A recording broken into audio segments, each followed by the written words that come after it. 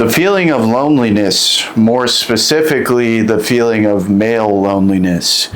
Laying in your bed every single night, feeling like nobody cares about you the way that you care about them. Quite frankly, spending every day of your life feeling like you poured more into everyone around you than they have ever even considered doing for you. Always feeling overlooked, always feeling like you are the last one to be chosen. Getting so used to your isolation that you just think that you were destined to suffer, that God picked you out to isolate you, to make everything easier for everybody else, just to keep you on the outside to spectate everyone who is living a better life than you. There's more men on the planet that feel the exact way that I just described than do feel loved, that do feel fulfilled.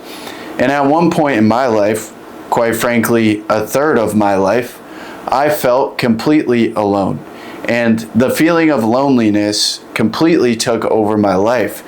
It completely took over my mind, and it completely broke me down for such a long time. But today, as a man that spends 90% of his time alone still, I do not feel lonely at all. Quite frankly, I always feel like I have somebody supporting me. I always feel like I'm living with meaning and purpose, even though for 7+ years I felt the complete opposite. So I'm going to explain to you how you can stop feeling lonely and start appreciating isolation, to stop seeing it as a punishment, but seeing it more as an opportunity now. An opportunity for you to grow, an opportunity for you to extract the lessons from your suffering and become the man that you want to be. Men's mental health is often just made into a joke. It's often just wrote off as, oh, you're a man, so figure it out. And I think men should have great resilience, more than the average person. But I also think that men have now become accustomed to ignoring their emotions and thinking that is somehow strong. To thinking that vocalizing that they're not necessarily okay in that moment is somehow a form of weakness. To be a human being and feel human emotions somehow makes them worse of a person. And I'm here to put an end to all of that shit. Because quite frankly, facing my emotions and not running from them like I did for those 7 years was the exact thing that freed me from depression, that freed me from feeling lonely. I have a full video about loneliness versus isolation that I will link in the description. But let's get into a few of the key differences and how you can have a better perspective on your current situation. The truth about this is that you can put two men in the same exact situation, in isolation.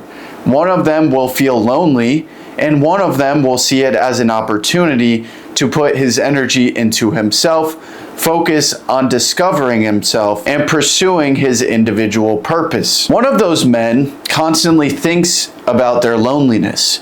They think about the fact that nobody has their back, nobody is texting them, nobody is ever hitting them up to hang out or set up any sort of social interaction. But the difference between loneliness and isolation is entirely perspective.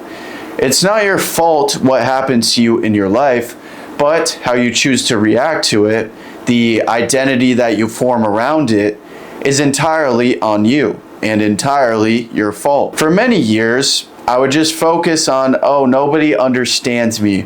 I was meant to suffer. Everybody else has it better than me. Everybody else has a best friend that cares about them just as much as they care. But you're just designing a narrative for a life that you don't live. Half of these people that you're putting on a pedestal, half of these people that you're glorifying or trying to fit in with, live a lot more miserable lives than you probably think. As somebody that doesn't have a lot of friends, you can look at the super socially inclined, sporty type of dude that has a bunch of friends and not realize that you and that guy probably have similar psychology.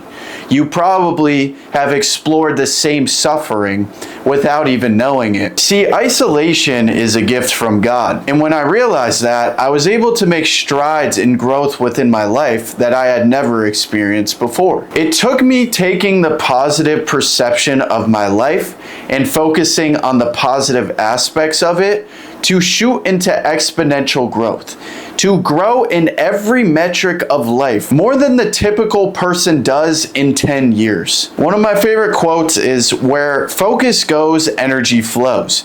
If you're focusing on all of the negative aspects of your life, you're assuming the worst of every situation, and you are taking the negative perspective on every situation in your life. You can no longer sit there and wonder why you're depressed, why you're miserable. It's very clear. If you focus on everything wrong with the world, everything wrong with your life, everything that is lacking in your life, then you're always going to feel unfulfilled. You're always going to feel miserable because you don't think about anything but negativity. But after one of the worst instances in my life, where I had a horrible breakup, I lost all of my friends at the time, and I was truly completely alone, I realized for the first time that I had a decision to make. I realized that I could see that isolation as a lonely thing. I could see it as a punishment. I could see it as I'm not meant to be loved and I'm not good enough. Or I could see it as the first time in my life pouring all of my energy into myself, all of my attention into myself.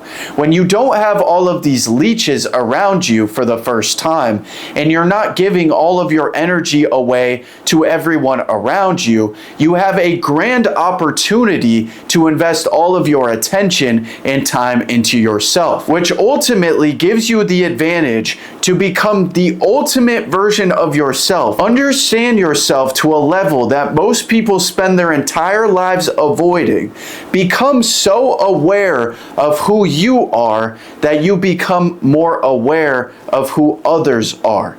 You start becoming aware of who is meant for you and who is not. What friends you should be surrounding yourself with in the future. What your future romantic partner should be like, should look like. It is going to allow you to understand yourself, heal from those past traumatic wounds, so that when you get in those future situations, you can be a good friend. You can be a good man to a good woman. See, a lot of you are just yearning to feel some sort of connection. And you think that if you get a girlfriend or if you get more friends, then it's going to fill the void in your heart individually. But this void that you feel is something that belongs to you. There is no human on this planet that can fill this void for you. The only being that you should be seeking outside of yourself to fulfill yourself is God. Because when I found God, I didn't feel lonely anymore. Even when I was physically completely alone, like I am most of the time to this day, I felt like there was somebody there with me. I felt like I always had this layer of support. I always had something or someone to care for me, that is looking out for me and has my best interests. God will give you the love that you've been seeking in humans for your entire life. God will fulfill every hole that you have tried to fill through substances, through distractions, through corn, whatever that may be for you. God is the answer to it. And this is coming from somebody that didn't grow up in the church, didn't grow up religious, and didn't know God until about 4 years ago. Whether you feel lonely or you see isolation as an opportunity is entirely on your shoulders. You need to realize that you are being isolated right now because there is a purpose for that. God is allowing you to pour your energy into yourself, to look at yourself in the mirror for the first time, and stop running from the things that are going to give you the fulfillment that you're looking for. Fulfillment isn't found in comfort. It's not found in distraction. It's not found on TikTok. It's not found here on YouTube. It's found in you going through what is uncomfortable and realizing that there is no way around it. And realizing that every time you go through what hurts, it teaches you more about yourself and more about the life that you deserve.